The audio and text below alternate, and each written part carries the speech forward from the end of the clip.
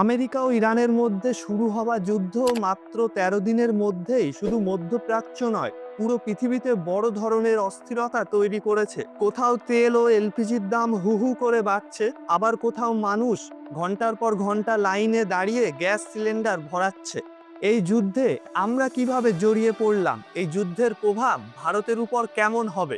ভারতের উপর প্রভাব, ইতিমধ্যেই সিলিন্ডার প্রতি ৬০ টাকা করে বেড়ে গেছে এলপিজি গ্যাসের দাম, এবং কমার্শিয়াল সিলিন্ডারের দাম যেখানে ১৯০০ ছিল সেটি ২০০০-এর দিকে এগোচ্ছে। গ্যাস সরবরাহ বন্ধ হওয়ায় ব্ল্যাক মার্কেটে এই কমার্শিয়াল সিলিন্ডারের দাম ৩০০০ টাকা প্রতি বিক্রি হচ্ছে। এই কারণে চেন্নাই, বেঙ্গালুরুতে অনেক হোটেল রেস্টুরেন্ট বন্ধ রাখার সিদ্ধান্ত নেওয়া হয়েছে। অনেক হোস্টেল আছে যেখানে খাবার খুব সীমিত পরিমাণে রান্না হচ্ছে, কিংবা শিক্ষার্থীদের বলা হচ্ছে তারা যেন নিজেরাই খাবার খুঁজে নেয়। অনেক মন্দিরও আছে যেখানে সীমিত পরিমাণে ভোগ রান্না করা হচ্ছে। মুম্বাইয়ের অর্ধেকেরও বেশি রেস্টুরেন্ট বন্ধ কিংবা বন্ধ হওয়ার পথে। ভারত সরকার এমার্জেন্সি কমোডিটি অ্যাক্ট চালু করেছে যাতে এলপিজি গ্যাস সরবরাহ নিয়ন্ত্রণে রাখা যায়, এবং গ্রাম অঞ্চলে যেটি ৪৫ দিন রাখা হয়েছে গ্যাস বুকিংয়ের সময়সীমা, সেটি শহর এলাকাতে ২১ থেকে বাড়িয়ে ২৫ দিন করা হয়েছে। আজ এমন দিন চলে এসেছে যে বড় বড় মেট্রোপলিটন শহর থেকে বড় বড় রেস্টুরেন্ট, সেখানে কাঠের উনানে রান্না করা হচ্ছে গ্যাসের পরিবর্তে। ইউএইর একটি বড় রিফাইনারি ড্রোন হামলার পরে বন্ধ হয়ে গেছে। সৌদি আরবের সবথেকে বড় রিফাইনারি বন্ধ। কাতারের প্রধান এলএনজি সুবিধাও ১ সপ্তাহ থেকে বন্ধ। তার উপর ইরান স্ট্রেট অফ হরমুজ প্রায় বন্ধ করে দিয়েছে, যেখান থেকে বিশ্বের ২০% তেল পরিবহন হয়।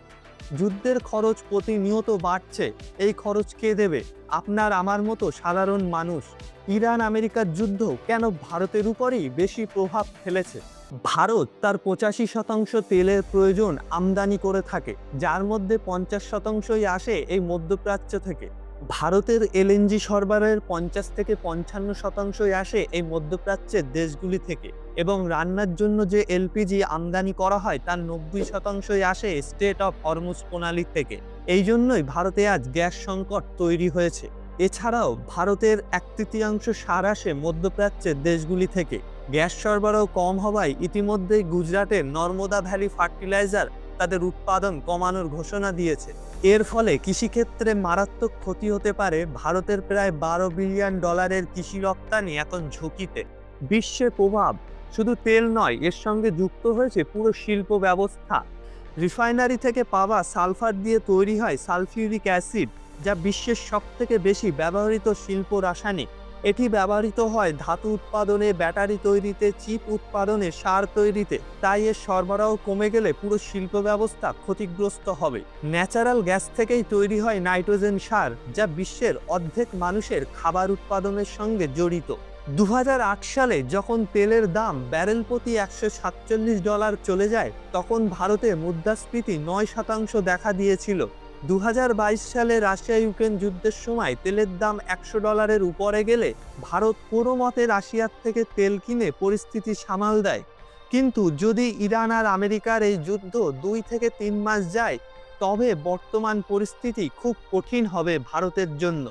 এর মানে ছোট দেশগুলির অর্থনীতি পুরো শেষ হয়ে যাবে, এবং বড় দেশগুলির অর্থনীতি প্রচণ্ড ধাক্কা খাবে, যার ফলে মুদ্রাস্ফীতি, অনেক মানুষ চাকরি হারাবেন, এবং দেশের আর্থিক উন্নয়ন সেটি ধীর হয়ে যাবে। এই যুদ্ধের খরচ ট্রাম্প বা নেতানিয়াহু দেবে না, দেবে আপনার আমার মতো সাধারণ মানুষ। তাহলে প্রশ্ন জাগতে পারে, যুদ্ধ শেষ হবে কবে? ১৩ দিন কেটে গেছে, এখনো পর্যন্ত যুদ্ধবিরতির লক্ষণ দেখা যাচ্ছে না। যদি ধরে নিই আজই যুদ্ধ শেষ হবে, তবুও হরমুজ প্রণালী থেকে জাহাজ চলাচল স্বাভাবিক হতে সময় লাগতে পারে ২ থেকে ৩ সপ্তাহ, এবং তেলের দাম স্বাভাবিক হতে সেটি সময় লাগবে ২ থেকে ৩ মাস। এই জন্যই কেউই চায় না যুদ্ধ দীর্ঘদিন চলুক, কারণ এই যুদ্ধের প্রভাব শুধু মধ্যপ্রাচ্যের দেশগুলির মধ্যেই থাকছে না, সেটি ছড়িয়ে যাচ্ছে পুরো বিশ্বের অর্থনীতিতে, যার ফলে আপনার আমার মতো সাধারণ মানুষের পকেটে টান ধরছে। আমরা আশা রাখছি যুদ্ধ তাড়াতাড়ি শেষ হবে, এবং আপনার আর আমার মতো মানুষের জীবন আবার স্বাভাবিক স্বাচ্ছন্দ্যে ফিরবে।